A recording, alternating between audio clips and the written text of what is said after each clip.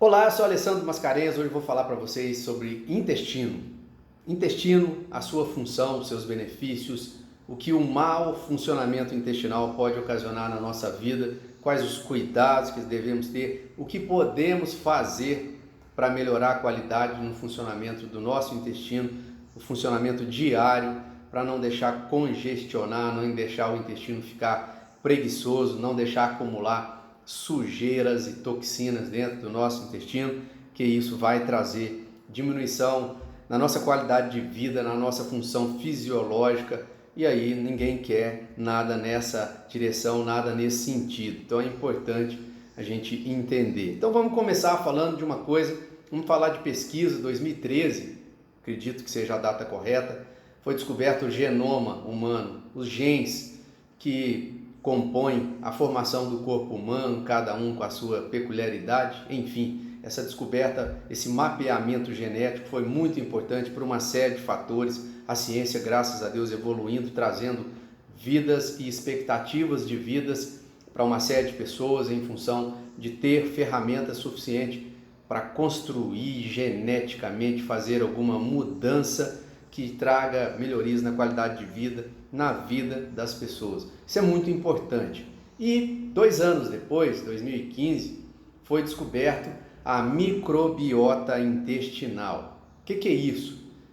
Quais as principais cepas de bactérias presentes lá no nosso intestino, né? E aí tem até uma autora, eu não conheço, ainda não vi, não ouvi e não li, mas tem uma literatura que a tradução dela diz: somos 10% humanos, dado a importância e a quantidade de bactérias que existe em convívio conosco dentro do nosso trato gastrointestinal, especificamente no nosso intestino. E isso deu uma reviravolta na questão de como o intestino comporta, quem governa quem, se é o cérebro que governa o nosso corpo e também o intestino, ou se é o intestino que governa o nosso corpo. Há controvérsia, há dúvidas, é um motivo para que a ciência apresente esses resultados. Mas aqui a gente quer mostrar que há coisas muito importantes a partir dessas descobertas. E uma delas é que as bactérias de convívio do nosso intestino podem determinar uma série de situações, tanto patológicas quanto benéficas, no nosso dia a dia. Agora, nós queremos aqui compreender como que se consegue um bom funcionamento intestinal, e principalmente para você que tem um intestino preguiçoso, que a saúde do seu intestino não é lá as melhores possíveis, como que se consegue neutralizar os efeitos indesejáveis aí para um bom funcionamento intestinal e como adquirir esses bons hábitos para um bom e ótimo funcionamento intestinal. Então vamos começar a falar, obviamente, de o que acontece quando o intestino não está legal, né? O que vem acontecer? Meu intestino não funciona todos os dias, eu tenho uma dificuldade muito grande de ir ao banheiro, e aí é o que a gente chama de intestino preso ou intestino preguiçoso. O que acontece fisiologicamente, metabolicamente, quando eu tenho uma situação como essa? Primeiramente, é compreender que, como o próprio nome diz, né, para quem não consegue fazer com que o seu intestino funcione diariamente, fica cheio de fezes. E aí dá-se até o nome de enfesado. E aí associa-se que uma pessoa enfesada é uma pessoa sem paciência, muito estressada, nervosa, de mau humor o tempo todo. E tem muita coisa a ver, tem muito cruzamento de informações que são verdadeiras. A gente consegue associar. Inclusive uma pesquisa, se eu não me engano, de 2020, da Digitel, que durante a pandemia essa pesquisa foi feita por telefone, através de um questionário investigatório. E deduziu-se que das mulheres que o intestino não funcionavam adequadamente, 74% delas apresentavam quadro de alteração do humor, né? Então, isso extrapola para os homens também, mas a gente sabe que nada mais incômodo do que o intestino que não está funcionando adequadamente, né? É muito inconveniente. Eu já tive lá na minha infância problema intestinal, já tive problema de hemorroida, há muito tempo atrás, graças a Deus, foi uma condição mínima, foi uma situação iniciante, e aí eu consegui ter um bom médico para me orientar e consegui reverter todo o quadro. Graças a Deus hoje eu não tenho mais, graças a Deus há muito tempo já meu intestino funciona muito bem, eu cuido bem da saúde dele, fico atento. Eu tenho uma filhinha de 9 anos, estou atento todo dia que eu encontro com ela pós-almoço, na hora do almoço ou no final do dia. A pergunta que não quer se calar, eu pergunto: filha, já bebeu água hoje? Filha, o intestino já funcionou hoje? É uma cobrança que eu tenho diariamente com a minha filha, porque eu não quero que ela tenha um inconveniente como eu tive lá na minha infância, que às vezes passava 3 dias sem o intestino funcionar, e quando vinha funcionar, meu caro, parecia que era uma pedra que estava saindo de dentro da gente, e era um desconforto absurdo, ao ponto de a gente já com aquela memória do nosso cérebro lutando contra a gente, quando acontecia novamente isso, a gente já não queria mais ir no banheiro. Você sabia que precisava, mas imaginava que poderia ser pior, e aí o que acontecia? Não ia no banheiro quando vinha vontade, né? E aí passava situações desesperadoras lá. Eu cheguei a passar por uma delas. Mas enfim, então o intestino preguiçoso, que tem uma série de situações que pode levar a isso, mas enfim, o que pode ocasionar e o que fazer, né? O intestino preguiçoso, você já está aí 3 dias aproximadamente.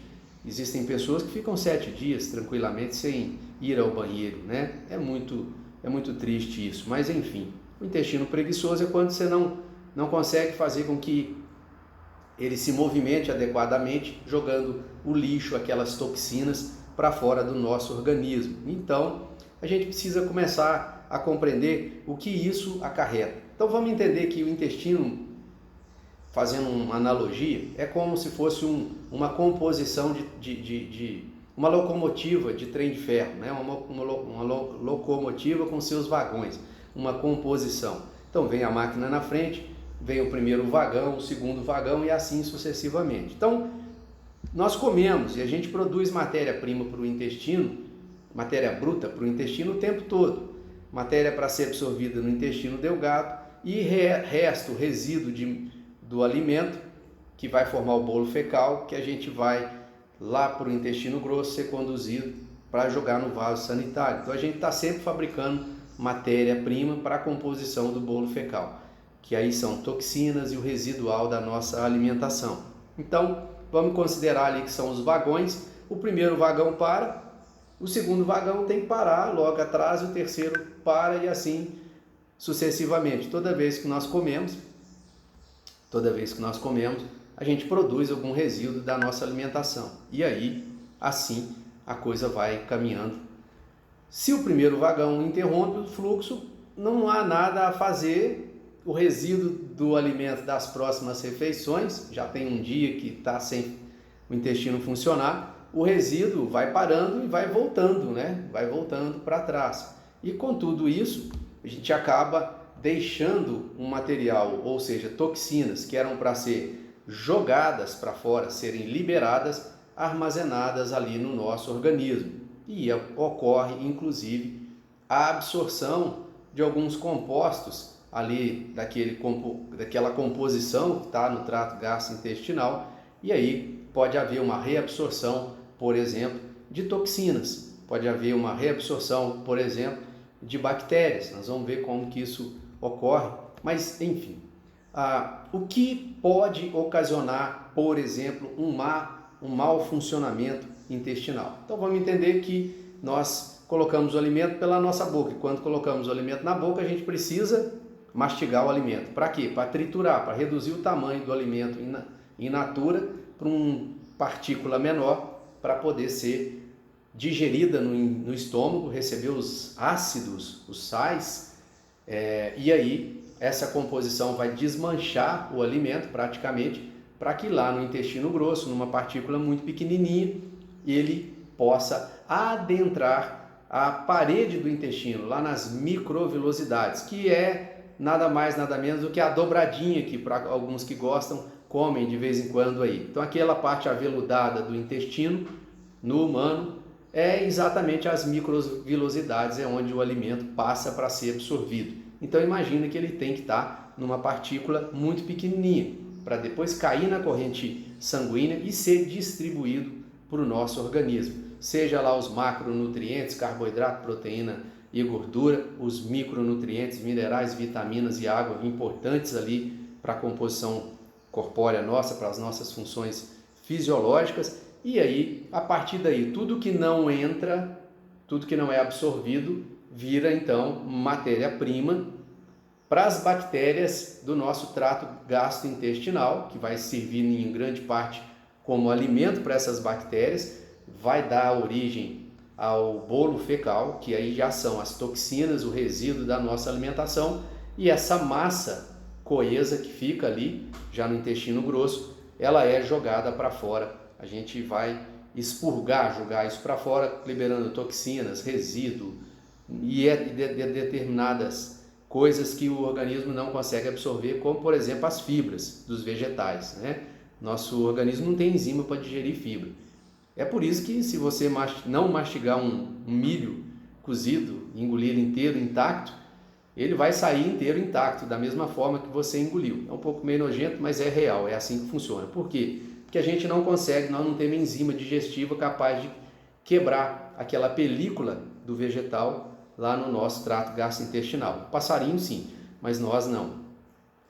Então é assim que funciona. E para então o alimento adentrar nas microvelocidades, tem que estar muito bem mastigado, muito bem triturado, os ácidos do estômago tem que agir por tempo suficiente para fazer com que esse alimento então esteja numa porção muito pequena e seja absorvida. Existem uma série de alimentos, de compostos da nossa alimentação que a digestibilidade não é tão favorável. Então nós temos, por exemplo, o glúten, nós temos o açúcar, nós temos o trigo, nós temos a caseína, nós temos a soja e por aí outros compostos que têm um peso molecular um pouco mais elevado e que lá no nosso intestino eles acabam aprofundando entre as células intestinais, inicia talvez um processo inflamatório ali e acaba fazendo o quê?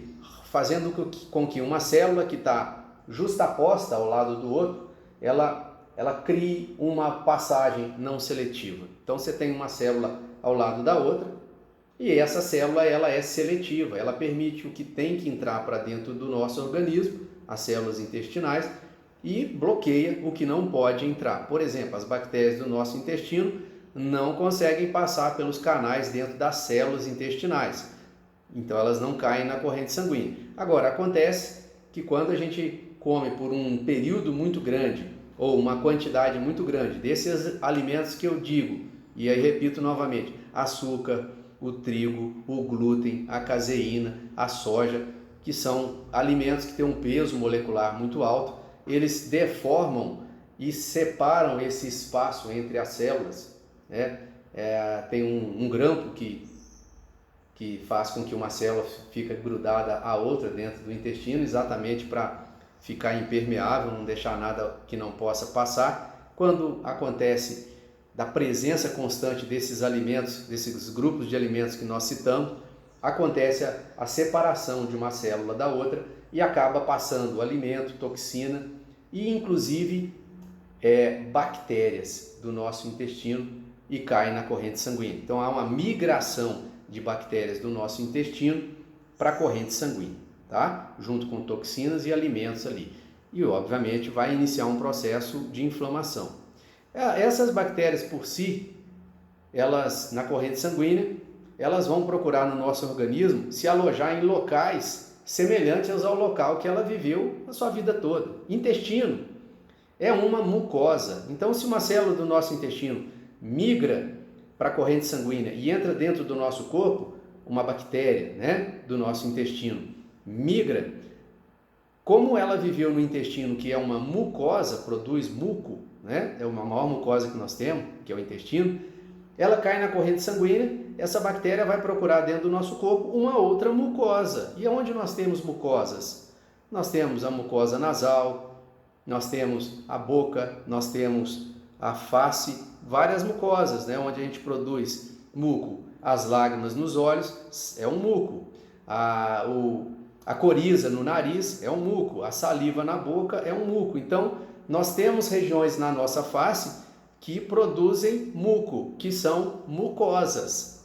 Ou seja, se uma bactéria vive lá no nosso intestino, que é uma mucosa, e adentra a corrente sanguínea, ele vai se adaptar muito bem numa outra mucosa, porque é onde ele viveu a vida toda. Então essas bactérias podem migrar para as mucosas da face e iniciar a partir dali um processo inflamatório. Então há uma associação muito grande, fique atento a essa informação, uma associação muito grande de sinusite, rinite, faringite, laringite, que são mucosas da nossa face, processos inflamatórios. O it no finalzinho diz que é uma inflamação, né? Então pode vir ocasionada por uma migração de uma bactéria do intestino para as mucosas da nossa face e iniciar um processo inflamatório.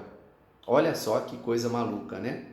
Uma bactéria que migrou, viajou lá do nosso intestino, porque a saúde do nosso intestino não está tão boa assim, vem parar na nossa face, se instala, inicia um processo inflamatório, as células de defesa vêm para cá para combater, encapsula, essa inflamação gera substâncias, né, que precisam ser expectoradas, precisam ser jogadas para fora.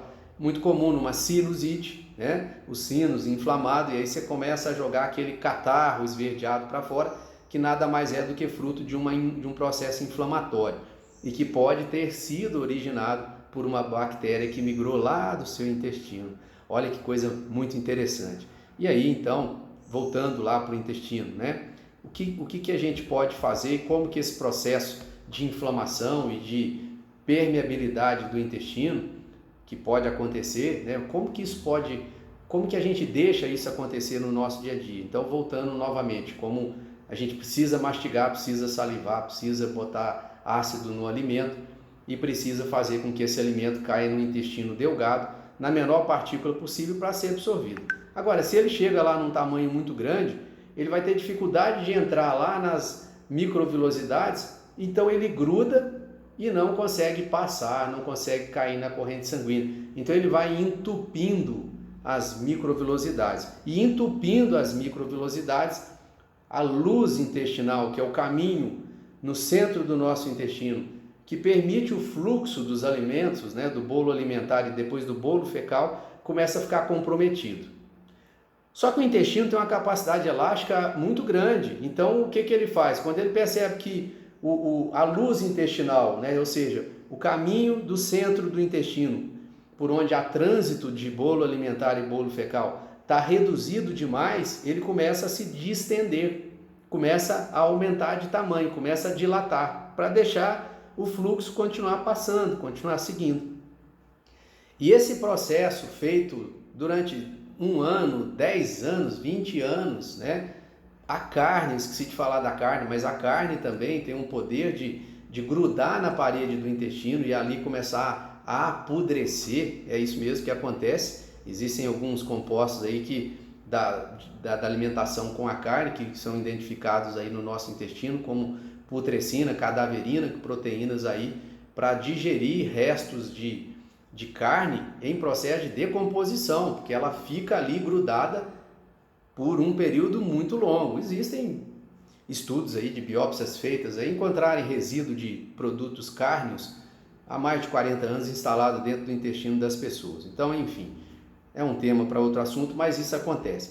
Então, essas substâncias que por si só grudam e vão danificando, entupindo o nosso intestino, a parede do nosso intestino, vão dificultando a absorção. E aí o intestino não tem outra razão a não ser começar a se dilatar. E obviamente quando ele vai se distendendo, se dilatando, o movimento peristáltico, que é aquela contração involuntária que o músculo liso do intestino faz para ir empurrando o alimento até jogar no ânus e depois o vaso sanitário, começa a ficar comprometido porque ele perde as ondas, ele perde o sincronismo daqueles movimentos, né? E aí começa a dificultar o funcionamento, o trânsito intestinal. Então, são características aí que atrapalham demais na parte do funcionamento intestinal. E lembra, uma coisa simples que começou lá na boca, quando você não mastiga adequadamente o alimento, não deixa ele no seu estômago numa quantidade adequada para sofrer a ação dos ácidos ali, para ser digerida e depois naturalmente ser conduzida para o intestino para ser absorvida. Você influencia nesse processo.